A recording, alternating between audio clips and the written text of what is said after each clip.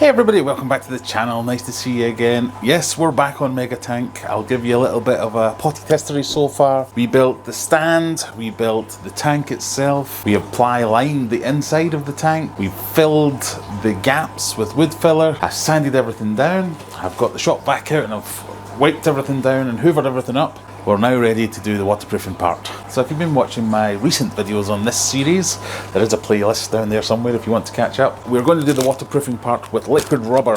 So we have the liquid rubber geotextile here, as well as the big massive bucket of liquid rubber over here. I have noticed a little bit from the comments of the previous videos, my audience is split between, oh my god, I can't believe you're using liquid rubber, and great, liquid rubber worked for me. Another of the more controversial parts is I'm skipping the fiberglassing stage. That's why I'm using the geotextile. Normally on the plywood tank builds or the big wooden tank builds like this, you would fiberglass all the seams, but I'm skipping that. I'm going with this. It says it can do it. We're going to test that, so we'll find out one way or the other. If you want to go into the comments and tell me liquid rubber's trash, fine, I'm not changing it at this stage. You can use that for bragging rights later if this all does go horribly wrong. But for every comment that says liquid rubber is rubbish and I should use X, I can find another comment that says X is rubbish, I should use Y, and Y is rubbish, I should use Z.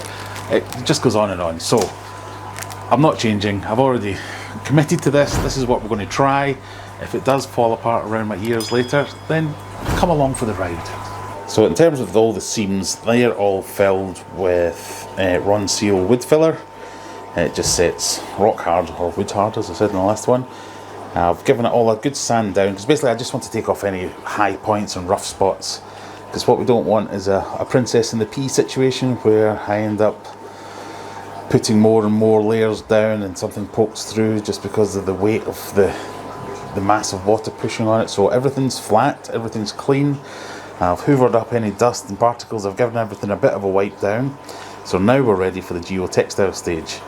And the basic premise is, so let's say we started here, you lay down a thick strip of liquid rubber, then you put the geotextile on top, and then you lay down another thick strip or thick painting of liquid rubber. Let that cure and go off, and then we do the rest of the tank. So my task for this evening is to get all the seams done. So we've got seam, seam, seam, seam, seam, seam, and then the front as well. We're just going to get anything that could be a weak point, anything that's a join, anything that's not solid. We're going to put the geotextile over and get that started. So the instructions are basically get a nice thick heavy coat down, cut your geotextile to size, press it in, and another thick heavy coat over the top of it, and don't get it on yourself. So I've done that without filming it, obviously. So we'll get this on. I just want to get the gloves. So I've cut this to size. So in theory, it should just be a case of placing that on and tucking it in. And the idea here is we let it bleed through. We're just trying to reinforce these seams, these corners. I'm not sure what's going to work best, so I do have a paintbrush, roller, little pieces of wood. The idea is to get it into the seam as straight as possible. I'm actually just running that down with the tip of my glove. Seems to be doing that pretty well. And get rid of any bubbles, overlaps, floaty bits, because you'll just have to come back and do them afterwards. At the moment I'm just using a brush to do this, but probably use a roller to do the main part of it. I just want to get this pressed right into the corner to make sure we've got a good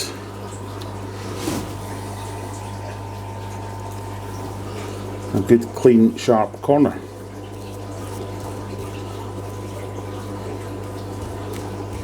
So press in and pull out. That's what she said.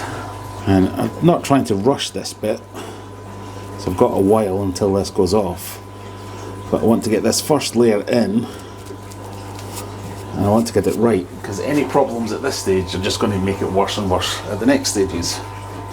I'm doing quite a light coat here, but once I've got everything and I'm happy that it's sharp and there's no bubbles or folds or ripples or anything, I'll go over with quite a thick glob, and that'll be that done. So that's it, that's one seam done. I've just basically got to go around all the rest of them. I mean, it's quite a tedious job, but I want to make sure this bit's right, because if it's going to fail anywhere, it's going to fail at the seams. So I want to make sure this is good and strong.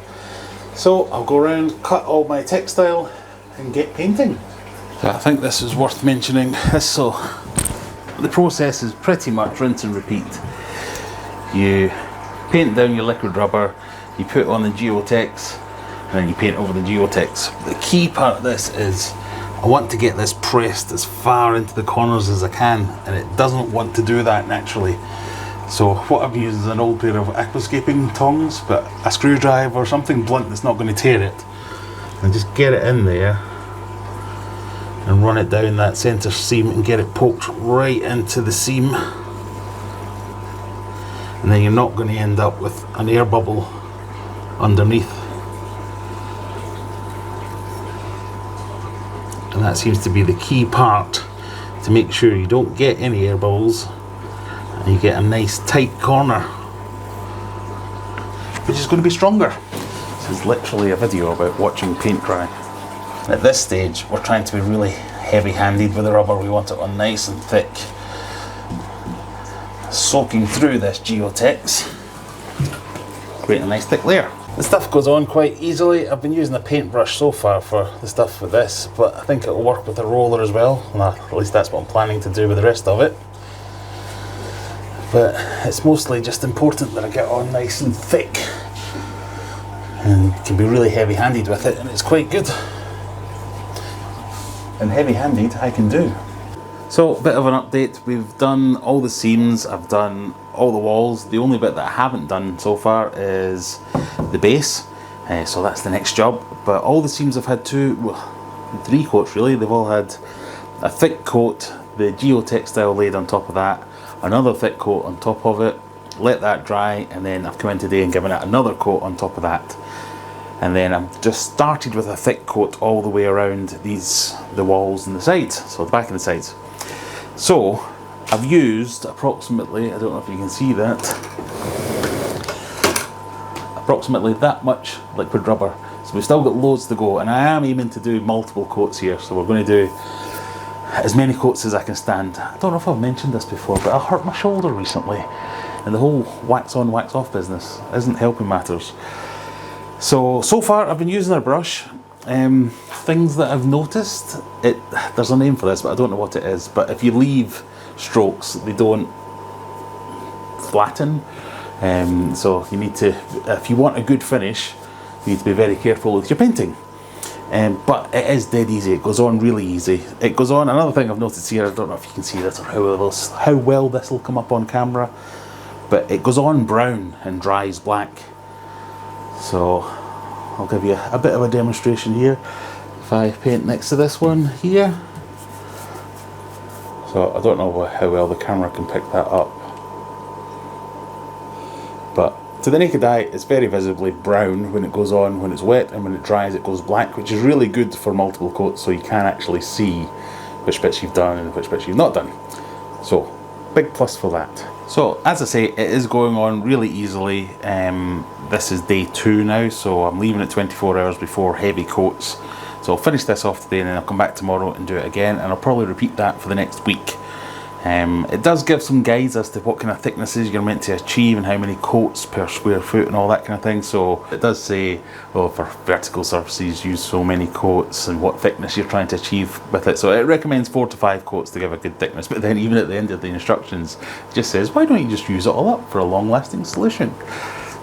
So why not? I think I'm going to have lots left over after doing 4 or 5 coats, so I'm going to use the majority of this bucket. I might keep some back to do a sump, to build a sump, or to build another, just a plywood tank to go on one of the racks in the fish room. So we'll see how we get on after 4 or 5 coats, see how much we've got left and see whether it's worth it, or if we just whack it all in here and get it super waterproof. What else can I say about it? Not too smelly, paints on really easily. I've been using a brush so far. I'll probably get a roller out for one of the other coats and see what it goes on like with a roller, but yeah, so far it's easy enough, if a bit sore on the old shoulders, but other than that, we're pretty good.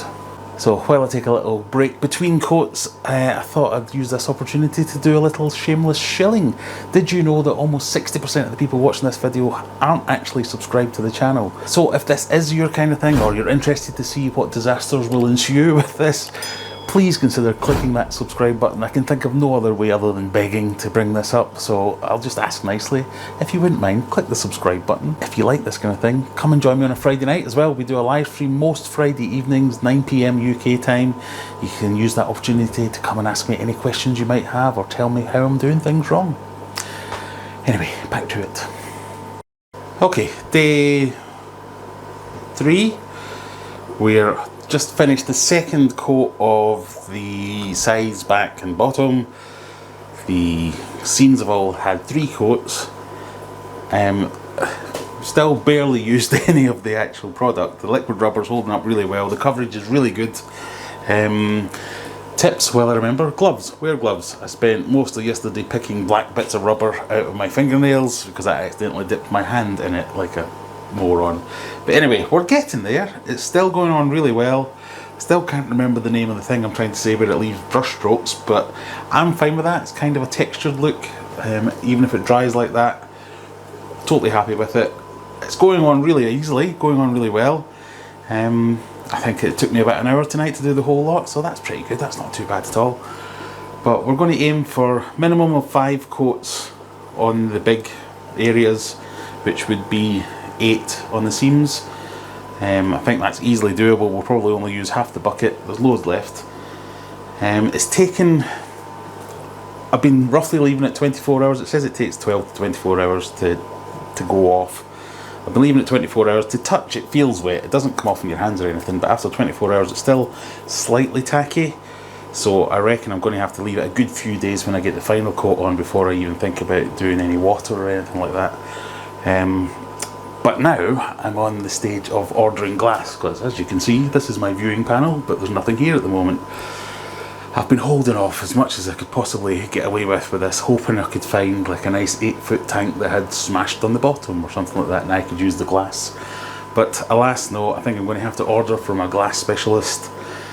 I've been getting quotes, and some people in the Discord server, if you haven't joined the Discord server, the link will be down below, have been making suggestions, and I'm not going to get much change from 600 quid. That's the be all and the end all.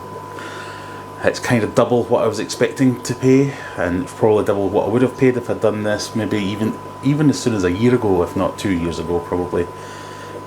Like everything, the price has just gone through the roof. If you are interested in the prices, click that subscribe button. I've been keeping all the receipts, so I will make a video about the costs of all of this. It's not as cheap as it would have been one day.